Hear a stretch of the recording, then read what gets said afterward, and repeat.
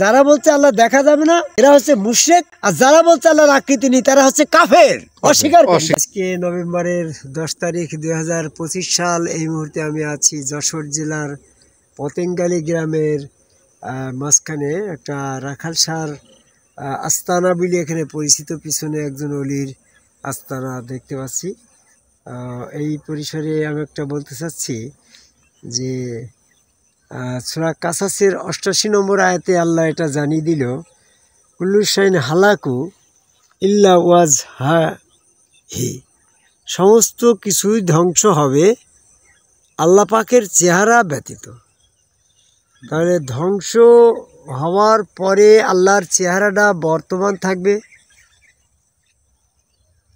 আর সমস্ত ধ্বংস যখন কথাটা আসছে তাহলে সমস্ত কিছু সৃষ্টি হওয়ার পরে ধ্বংস হয়েছিল, ধ্বংস হওয়ার পরে আল্লাহ পাকের অবস্থান আকৃতিটা থেকে যাচ্ছে।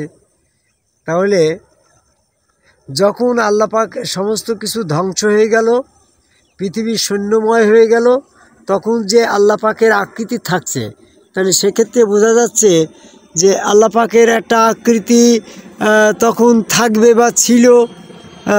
এরকমভাবে এই আকৃতির সম্পর্কে আমাদের অনেকেরই যে ধারণা যে আল্লাহর কোনো আকৃতি নাই, তো এই ধারণাটা যে সম্পূর্ণ ভুল, এটা কিন্তু এই আয়াত দিয়ে তা প্রমাণ হচ্ছে। এখানে বলা হয়েছে ওয়াজ মানে চেহারা, আল্লাহ পাকের চেহারাটা ধ্বংস হবে না। তাহলে আল্লাহর চেহারা ধ্বংস হবে না, সমস্ত কিছু ধ্বংস হয়ে যাবে। তাহলে সমস্ত সৃষ্টির আগে আল্লাহ পাকের এই চেহারাই ছিল, সমস্ত কিছু ধ্বংস হওয়ার পরে আল্লাহ পাকের যে চেহারা থাকবে, সমস্ত সৃষ্টি অবস্থানে বর্তমানে সেই আল্লাহর চেহারা সেরকমই আছে।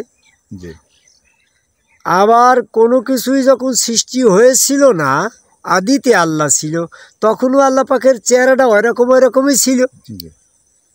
তা আমরা যদি এরকম মনে করি যে সৃষ্টির আদিতে আল্লাহ ছিল, তো সৃষ্টির আদিতে আল্লাহ পাকের চেহারা ছিল। যদি এরকম কেউ মনে করে যে এখন আল্লাহ পাকের আকৃতি নেই, আল্লাহ নিরাকার, তাহলে সৃষ্টির আদিতেও আল্লাহ নিরাকার ছিল, এবং সকল কিছু ধ্বংস হয়ে যাওয়ার পরেও আল্লাহ নিরাকার থাকবে। আল্লাহ আদিতে ছিল, আল্লাহ বর্তমানে আছে, আল্লাহ ভবিষ্যতেও অতীতেও থাকবে, ভবিষ্যতেও থাকবে, শেষেও থাকবে।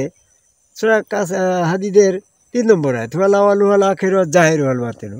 তো আল্লাহ পাকের জাহের মানে আখের অবস্থাটা সেটা হচ্ছে সকল কিছু ধ্বংস হয়ে যাওয়ার পরে আল্লাহ পাকের আকৃতি থাকবে। তাহলে ওই আল্লাহ তো আকৃতি বিশিষ্ট থাকছে, চেহারা বিশিষ্ট থাকছে, এবং আল্লাহ পাক এখন আছে, সমস্ত সৃষ্টি জগৎ আছে। তাহলে আল্লাহ পাকে আল্লাহ আছে, সে গোপনে থাকুক আর যাই থাকুক, সেই চেহারা নিয়েই তো তিনি আছেন।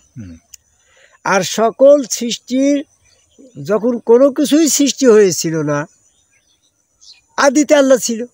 আদিতে আল্লাহটা তো ওইভাবেই চেহারা, যে চেহারা এখন আছে ও ভবিষ্যতে আখেরে থাকবে, সেই চেহারাটা এখন আছে, সেই চেহারাটা আদিতেও ছিল।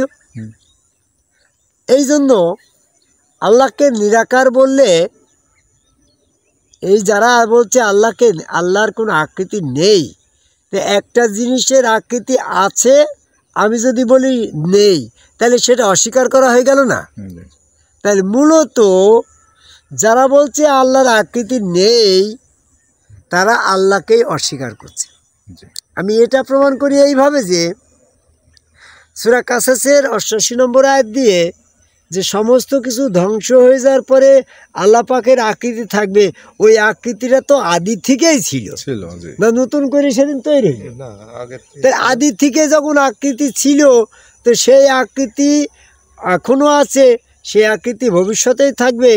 এই আল্লাহ পাকের আকৃতি, আল্লাহ পাকের চেহারা, আল্লাহ পাকের অবস্থান, এইটা যারা বলছে যে নিরাকার, তাহলে তো আল্লাহ পাকের অবস্থানকে, আল্লাহ পাকের আকৃতি, আল্লাহকে চেহারাকে নেই বলা মানে তো আল্লাহ নেই কথার বলার সামিল হয়ে যায়, তাই তো কথা। তুমি রাসেল বর্তমানে আসো আকৃতি দেহ বিশিষ্ট, যদি এখন তোমাকে কেউ এসে বলে যে রাসেল আছে কিন্তু আল্লাহ রাসেলের আকৃতি নেই, তাহলে আকৃতি নেই কথা আছে কথার সাথে নেই কথা মিথ্যা হয়ে গেল না? তাহলে মূলত তারা কি করছে? রাসেলকেই অস্বীকার করছে। রাসেলের আকৃতি থাকা সত্ত্বেও আকৃতি নেই বলাই মূলত রাসেলকেই অস্বীকার করার সামিল হয়ে যায়। কি বুঝতে পারছো রাসেল কথা? তো আল্লাহ পাকের আকৃতি এই আয়াত অনুসারে আল্লাহ পাকের চেহারা ভবিষ্যতে সকল কিছু ধ্বংস হয়ে যাওয়ার পরে আল্লাহ পাকের চেহারা থাকবে, ওটা ধ্বংস হবে না। তাহলে ওই চেহারাটা সবার শেষে যেমনটা থাকবে বর্তমানে তেমনটাই আছে, এবং কোনো কিছুই যখন সৃষ্টি হয়েছিল না আদিতে তো আল্লাহর চেহারা ওইরকমই ছিল। তাহলে এখন সেই অবস্থায় যদি আল্লাহকে কেউ অস্বীকার মনে করে, আল্লাহর আকৃতি নেই মনে করে, তাহলে আল্লাহকে অস্বীকার করার সামিল হয়ে যায় না? আবার একটু ভালো করে চিন্তা করো, যে মনে করো যে পৃথিবীতে কিছুই ছিল না, ওই ছিল না অবস্থায় যদি আল্লাহ নিরাকারে অবস্থান করে, তাহলে আল্লাহও ছিল না, এটা প্রমাণ হয়ে যায় না? তাহলে আল্লাহ পাক ছিল যখন, তাহলে নিরাকারে ছিল না, আকারে ছিল। সেই চেহারাটা আকারে এখনো আছে, সেই চেহারাটা সেই আকারটা সকল ধ্বংস হয়ে যাওয়ার পরেও থাকবে। আমরা যদি মনে করি সেই চেহারাটা কেমন, যদি কেমনের ভিতরে থাকি, তাহলে ধারণা কল্পনা এসে যায়। ধারণা কল্পনা যদি আল্লাহ সম্পর্কে মনে করা হয়, গ্রহণযোগ্য হয়, তাহলে সূরা ইউনূসের 36 নম্বর আয়াতে বলল যে ধারণা কল্পনা অনুমান সত্য সম্পর্কে গ্রহণযোগ্য নয়। তাহলে আল্লাহ যেহেতু সত্য, তাহলে সত্য সম্পর্কে যখন গ্রহণযোগ্য নয় এটা আল্লাহ বলছে, তাহলে আল্লাহ সম্পর্কে ধারণা কল্পনা অনুমান গ্রহণযোগ্য নয়। যদি এটা মনে করা হইতো যে আল্লাহর আকৃতি নেই, তাহলে ধারণা কল্পনা অনুমানের সেটা গ্রহণযোগ্য হইতো। যে বিষয়ের কোনো আকৃতি নেই তার তো অনুমান হয় না, কিন্তু যখন আকৃতি আছে তখন সেটার অনুমান করতে গেলে মেসেল হয়ে যায়, আর মেসেল হলেই সেটা শিরক হয়ে যায়। তাহলে যারা বলছে আল্লাহর আকৃতি নেই তারা আল্লাহকে অস্বীকার করছে, আর যারা বলছে আল্লাহর আকৃতি আছে কিন্তু আল্লাহর আকৃতি আল্লাহর মতো ওটা দেখা যায় না, ওটা গোপন, তাহলে তারা আল্লাহর মূলত আল্লাহর সম্পর্কে ধারণা কল্পনা অনুমান করে শিরক করে ফেলছে। আল্লাহ সম্পর্কে মূলত আমি দুইটা কথা বলতে চাচ্ছি রাসেল। যারা বলে আল্লাহ পাকের আকৃতি নেই তারা আল্লাহ অস্বীকারী, আর যারা বলে আল্লাহর আকৃতি আছে কিন্তু সেটা গোপন, সেটা কারুর মতো নয়, তাদের সেটা শুধু দেখা যাবে না, ধারণা কল্পনা করতে হবে, তাহলে তারা হচ্ছে শিরক, মুশরিক। তাহলে যারা বলছে আল্লাহ দেখা যাবে না এরা হচ্ছে মুশরিক, আর যারা বলছে আল্লাহর আকৃতি নেই তারা হচ্ছে কাফের, অস্বীকার। আমি বিশ্লেষণ করলাম এইভাবে যে তাহলে কাফের গেল, মুশরিক গেল, তাহলে মুমিনের পরিচয় আল্লাহ সম্পর্কে কি থাকবে? মুমিনের তো আল্লাহ পাকের দর্শন থাকবে। তো মুমিনের প্রথম মুমিনকে আদম আলাইহিস সালাম। আমাদের মানব জীবন মানব জাতির ভিতরে প্রথম মুমিন তো আদম। তো আদম কি আল্লাহকে দেখেছিল? আদমকে যদি আল্লাহ পাক ধারণা কল্পনা অনুমানের মধ্যে তৈরি করতো তাহলে তাকে বেহেশতে তৈরি করতো না। যেহেতু আল্লাহ বেহেশতের ভিতরে রেখে আদমের সাথে আল্লাহ পাকের সাক্ষাৎ দিল, এতে প্রমাণ হইল আদম আল্লাহকে দেখেছে, কাজে সে আল্লাহ সম্পর্কে ধারণা কল্পনা অনুমান করে মুমিনও হয়, কাফের হয় নাই, মুশরিকও হয় নাই। তাহলে আমাদের আদি পিতা প্রথম নবী আদম আলাইহিস সালাম যখন আল্লাহকে দেখেছে, তাহলে তিনি যখন দেখে আল্লাহকে বিশ্বাস করছে, আমরা যারা দেখে আল্লাহ বিশ্বাসী তারাই হচ্ছে ইসলামের দল, মুমিনের দল, নবীর দল। আমরাই হচ্ছে প্রকৃতপক্ষে নবীর অনুসারী, আদম অনুসারী, মোহাম্মদ সাল্লাল্লাহু আলাইহি ওয়াসাল্লামের অনুসারী। মোহাম্মদ সাল্লাল্লাহু আলাইহি ওয়াসাল্লাম তো আল্লাহকে দেখেছে মিরাজে যাই, আদমও তো বেশের ভিতরে আল্লাহকে দেখেছে। প্রথম নবী আদম যখন আল্লাহকে দেখেছে, শেষ নবী মোহাম্মদ সাল্লাল্লাহু আলাইহি ওয়াসাল্লাম যখন দেখেছে, এই দুইটা যখন তোমরা স্বীকার করো, মাঝখানে কেন অদেখা থাকবে? তাই না কথা? তাহলে আমরা যারা বলছি যে আল্লাহ দেখা যায়, তাহলে দেখার সেটা তাহলে তুমি দেখাও কারকম হাসি উচিস, তুমি তাহলে দেখাও। তা আমি তোমাকে কিভাবে দেখাবো? আমি দেখতে পারি, দেখাতে পারি আমি যেভাবে দেখলাম সেইভাবে।